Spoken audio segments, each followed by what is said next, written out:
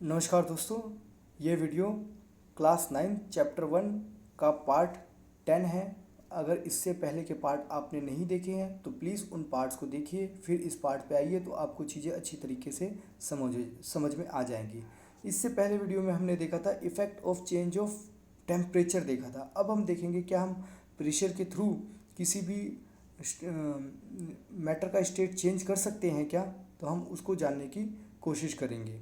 We have already learned that the difference various state of matter is due to the difference in the distance between the constituent particle। मतलब जैसे हमने देखा solid के अंदर क्या होता है, उनके अंदर स्पेस क्या होता है, बहुत ही डिस्टेंस क्या होता है, बहुत ही कम होता है। लेकिन लिक्विड के अंदर थोड़ा ज़्यादा होता है और गैस के अंदर तो बहुत ही ज़्यादा होता है ना। ये सारी चीज़ें हमने ऑलरेडी देख ली है। बिटवीन द कॉन्स्टिट्यूएंट पार्टिकल, ये लाइन यही बोल रही है।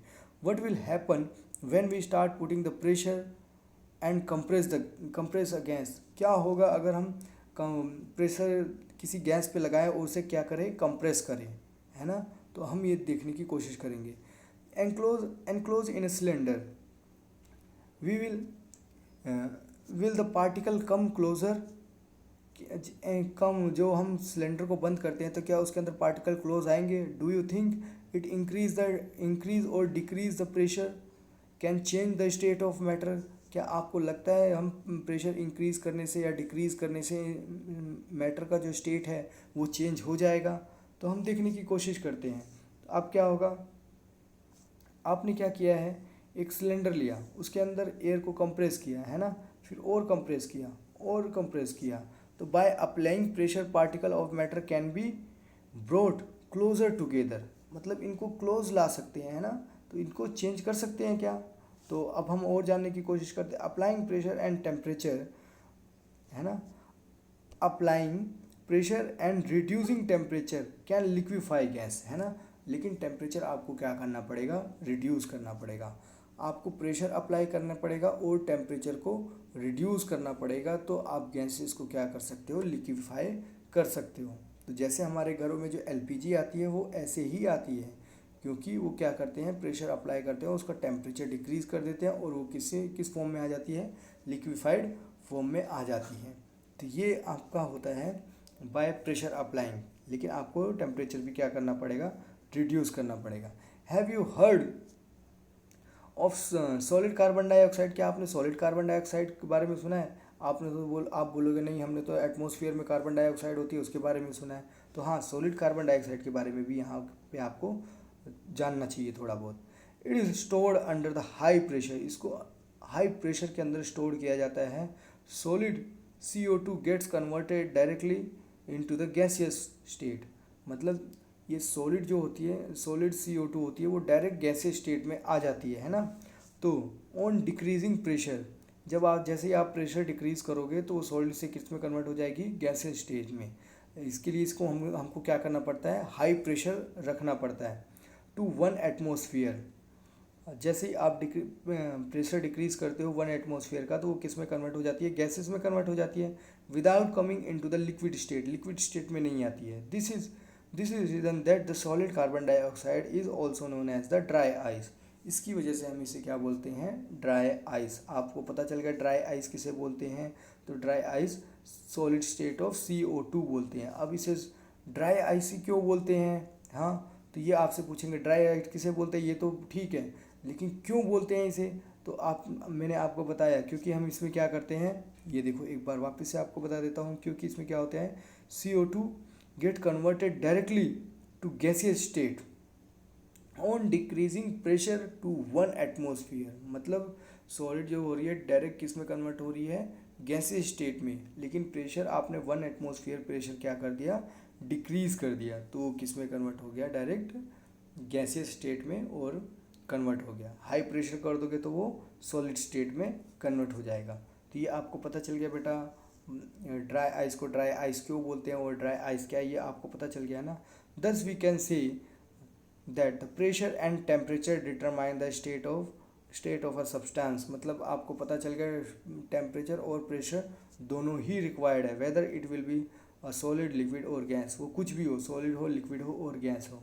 अब आपको ये टेबल बेटा ध्यान से समझ लेना चाहिए। इस पूरे चैप्टर में हमने अच्छे तरीके से समझने की कोशिश की है, लेकिन फिर भी एक बार ये टेबल को मैं आपको समझा देता हूँ।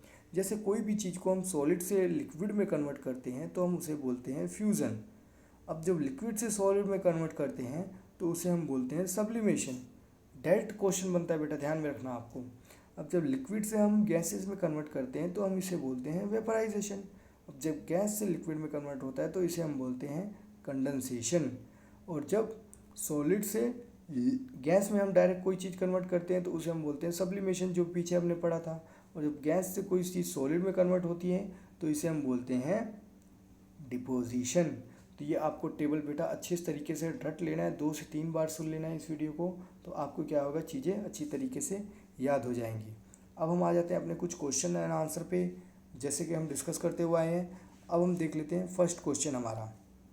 तो आपको क्या करना है, कन्वर्ट द फॉलोइंग। केल्विन है तो इसको सेल्सियस में कन्वर्ट करना है। मैंने सेल्सियस के लिए फॉर्मूला बताया, तो सेल्सियस इज इक्वल टू क्या होता है, के माइनस 273। तो पहला दिया हुआ 300, तो 300 माइनस 273, तो क्या हो जाएगा, सिंपल 27 आपका आंसर आ जाएगा। वैसे ही आप इसको कर सकते हो, ये सेल्सियस है तो इसको आपको कन्वर्ट करना है किसमें, केल्विन में। तो सेल्सियस के लिए मैंने फॉर्मूला बताया था आपको, C इज इक्वल टू क्या होता है, नहीं केल्विन में कन्वर्ट करना है ना आपको, तो K इज इक्वल टू क्या होता है, C plus 273।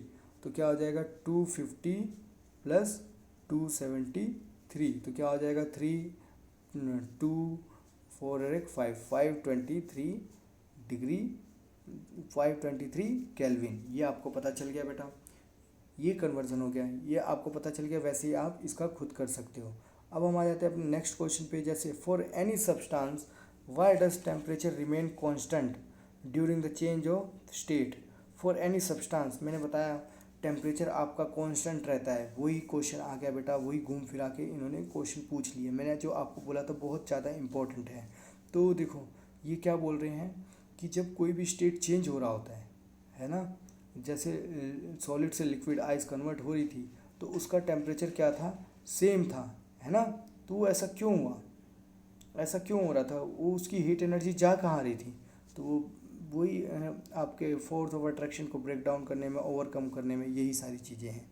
Suggest the method, आपको मेथड सजेस्ट करनी है liquefy atmospheric gases. Atmospheric gases को लिक्विफाई करने के लिए तो आपको क्या करना है बेटा, प्रेशर इंक्रीज कर देना है और उसको क्या कर देना है, कूल कर देना है।